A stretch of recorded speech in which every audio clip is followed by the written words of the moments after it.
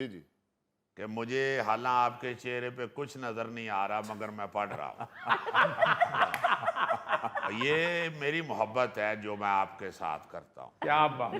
अल्लाह के फजल से हमेशा लोगों से प्यार किया है। जी।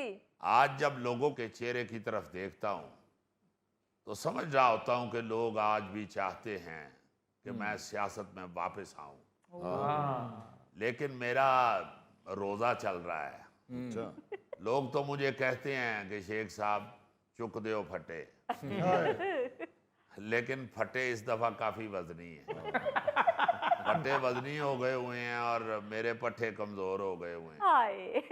शेख साहब हले भी तुसी बब्बर शेर हो, चुक दियो फटे। देखें थैला साहब, चुक दो तो सभी कहते हैं, मगर चुक सिर्फ उसे ही पड़ती है जो चुक देता है। एक साहब सियासत में तो इतना फिर हौसला करना पड़ता है। देखें हौसला तो अब भी बहुत है, लेकिन सियासतदान होने का ये मतलब नहीं होता कि आ बैल मुझे मार। हाय। मेरे कुछ खैर खा तो चाहते हैं कि मैं लाल सूट पहन के बैल के सामने खड़ा हो जाऊं, लेकिन मैंने वो स्पेन वाला मेला देखा हुआ है। मुझे मालूम है कि बैल क्या असर करता है, और वैसे भी बैलों की नज़र में पहले ही मेरी लाल हवेली आई हुई है। मैं नहीं चाहता कि बैल फिर मुझे मारने के लिए दौड़े। हाय। शेख साहब ਹੁਣ ਤੇ ਤੁਹਾਡੀਆਂ ਤਸਵੀਰਾਂ ਹੀ ਵਾਇਰਲ ਹੁੰਦੀਆਂ ਨੇ, ਕਿਤੇ ਪਾਵੇ ਖਾ ਰਹੇ ਹੋ, ਕਿਤੇ ਸ਼ਾਪਿੰਗ ਕਰ ਰਹੇ ਹੋ, ਕਿਤੇ ਥੜੇ ਤੇ ਬੈਠੇ ਹੋ। हाय।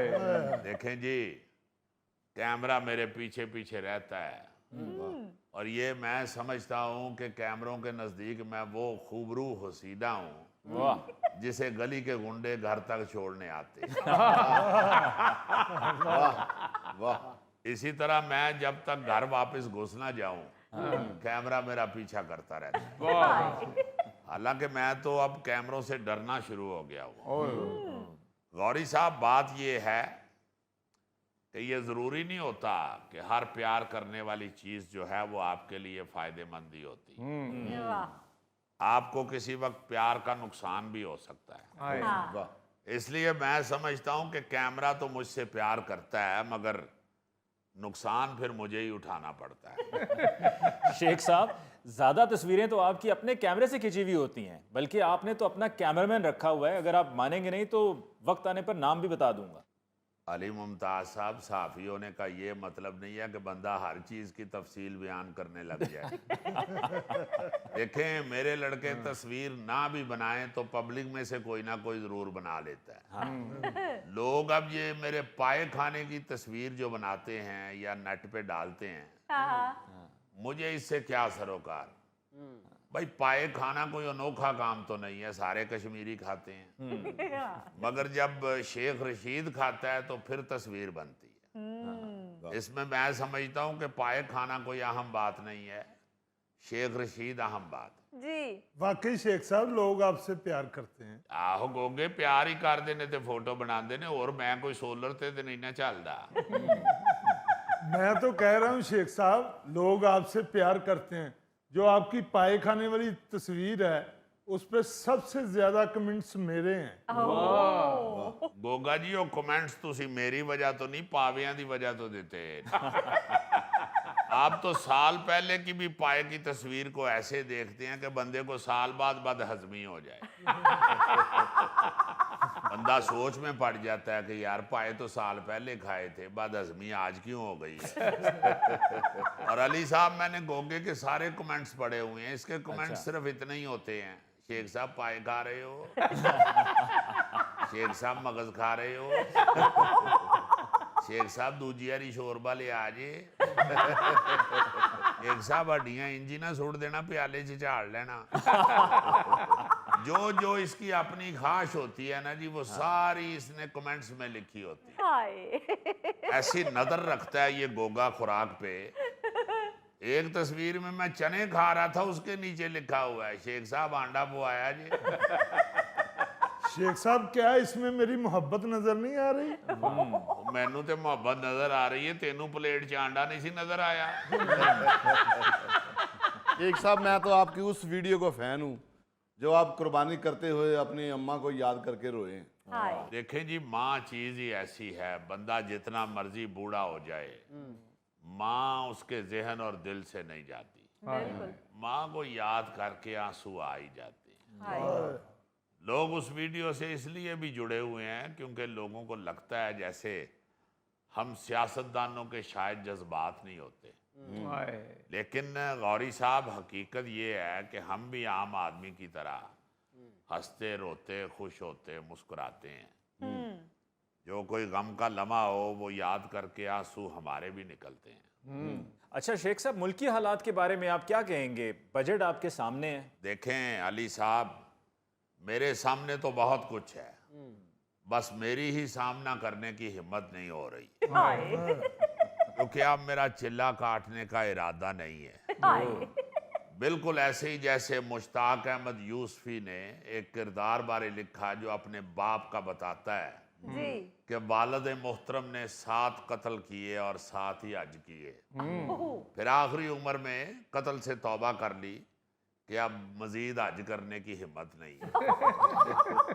बाकी रह गई बजट की बात, तो अली साहब बजट बनाया ही मालियाती अदारों की खुशनुदी के लिए है। ये किसी गरीब का बजट नहीं, कर्जों का बजट है।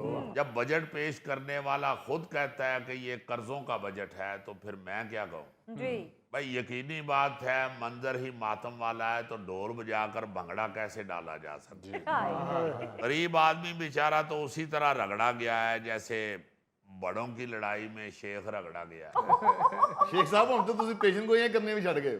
हाय और ये साहब करते रहे यहाँ पर सुनता कोई नहीं, वो गल्ला ही नहीं रही।